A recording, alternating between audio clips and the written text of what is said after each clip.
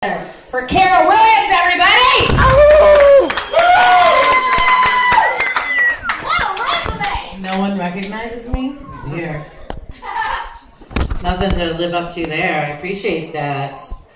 All right, so my name's Carol Williams. How y'all doing? Happy holidays. That's the word I use to incorporate whatever may be happening to you this time of year.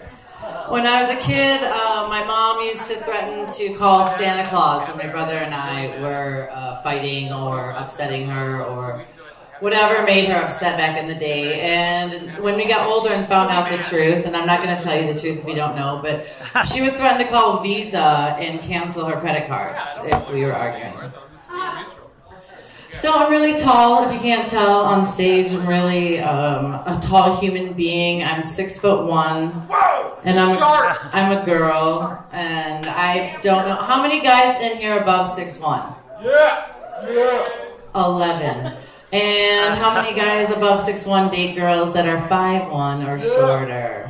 Yeah, I hate you all. That's my, evolution. Just getting, my people are going to get shorter and shorter, apparently, as it turns out.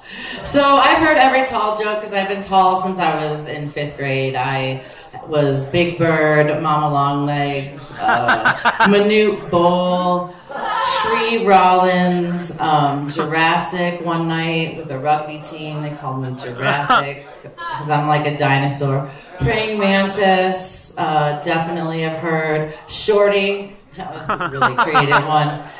But I long for like new ones. My roommate says, "Damn, bitch, tall on her knees." And when I was growing up, people would always just come up to me randomly, strangers off the street, and ask me, did you play basketball?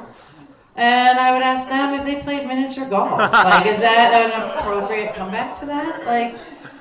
Just random. Are your parents tall? Nope, they were midgets. It's really weird. Sorry, little people. But it was really weird. Yeah, I came out of nowhere. It was 3 feet tall. So my favorite tall joke that I ever heard is I have a girlfriend that is also 6'1" and blonde. And we were walking down the 16th Street Mall. And these two little Latino men walked by us and said, "Man, I thought the Twin Towers fell." I guess not. I was walking through Civic Center Park also, and I heard, "Man, look at that giant cracker." And I was the only person in the park for miles, so I am also a giant cracker. So dating is weird for me because sometimes I have to let guys climb me. Or we need a step stool or something to elevate. Laying down is fine, but any other positions you might need a spotter or whatever. So I've been single for a long time, off and on most of my life. And let's just say I'm not a slut, but I played one in my 20s. I definitely enjoyed a lot of men. I've had some one-night stands. Wow. Yes, okay, maybe with you. I can't see up here. It's been a while. But I have some good one-night stand stories. My latest one was with a 22-year-old who was on leave from the Air Force. It was he was sent from God to me.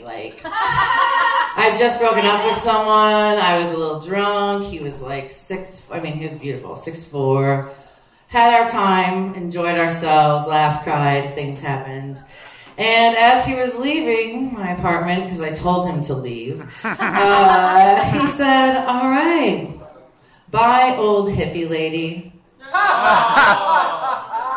And at that point, there was actually an echo in my apartment. Old hippie lady, hippie lady, old hippie.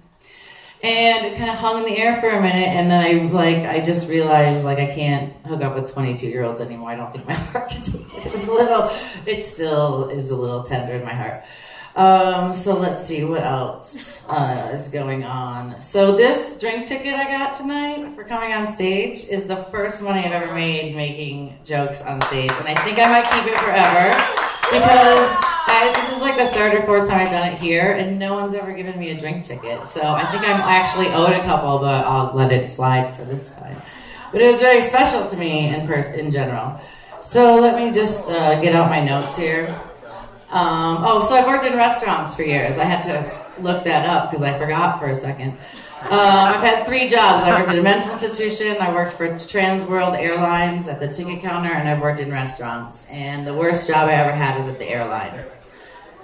Because at a mental institution, you at least know they're crazy when they're coming up to you. At an airline, like, people just yell at you for no reason. They're upset you lost their luggage when you've just been standing at this booth for 8 hours. Never touched their luggage. But working in restaurants, I mean, we all think, if you've ever worked in a restaurant, we all think everyone should have to work in a restaurant for 2